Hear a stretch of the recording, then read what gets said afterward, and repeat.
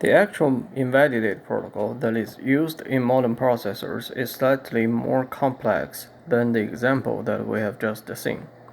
And the modern invalidate protocol that is used in most of the CPUs is called MESI protocol. And in this protocol, each copy of the data of the same variable in the cache is associated with a state. And with these states, the cache uses these states to make sure that all of the copies of the same variable have consistent values. MESI here actually stands for 4 states. There are 4 states in MESI protocol, and MESI, each letter in MESI actually stands for one of the state. The first state M represents the modified state, And in modified state, only one copy of the data exists, And the data is modified and is different than the value from the memory. The E stands for the exclusive state, which means that there is only one copy of the data exist in the cache. The same thing holds for the M state. There is only one copy exist in the cache. So in the E state, there is only one copy of the data exist in the cache, and the data has the same value as the copy in the memory. S stands for shared state, which means that there are going to be multiple copies of the same variable exist in the cache, and all of these copies have the same value. And the last state, I, stands for invalidate, which means that the copy of the data, this variable, is invalidate and should not be used. It effectively means that the data is not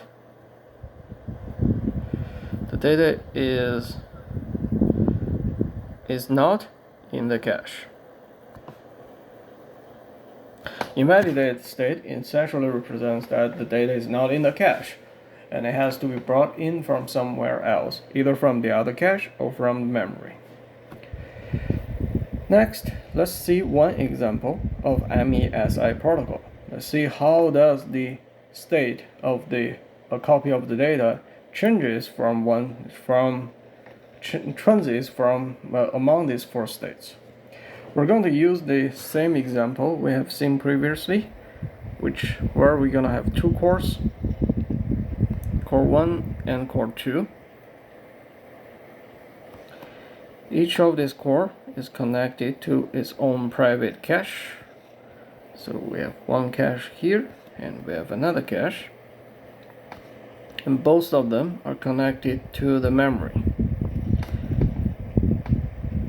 And inside the memory, we have a variable y that has a value of 2.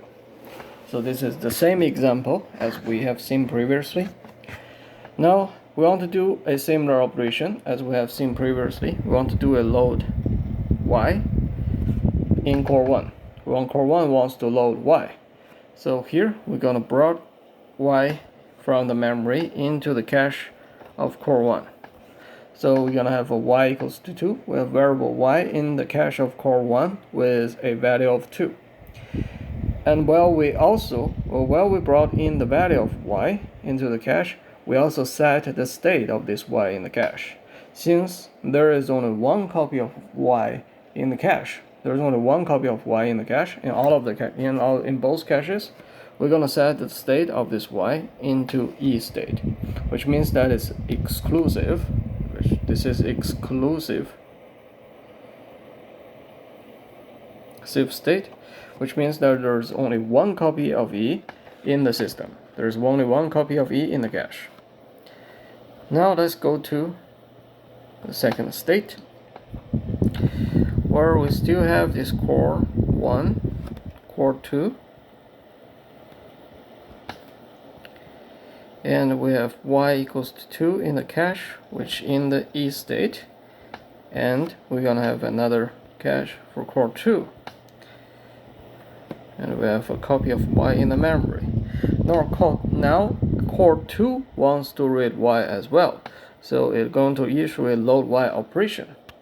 And after core 2 issues load y, it's going to broadcast the whole request onto the system. And core 1 sees the request, sees core 2 want to load y, is going to forward its copy of y to core 2. So now core 2 is going to have a copy of y in its cache as well, with a value of 2. And since we now have 2 copies of y in the caches, we have 2 copies of them, we have to change the state of both copies into shared state. So core 1, since it knows that it's going to forward the value, it is forwarding a value to another cache, it's going to change its own copy into its copy of y into the state of S, which is shared state. And for core 2, since it receives y not from the main memory, but receives it from another cache, so it also changes its own state to shared as well. Its own copy of y, the state of its own copy of y into the shared state, into the S state. So now we have 2 copies of y in the system, in the caches. Both are in the y shared state. Next, let's do write operation. And we still have core 1, core 2. They both have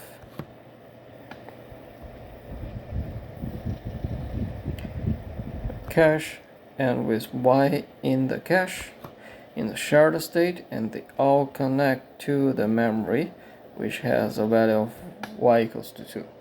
Now core 1 wants to do an update. It's going to write 4 into y.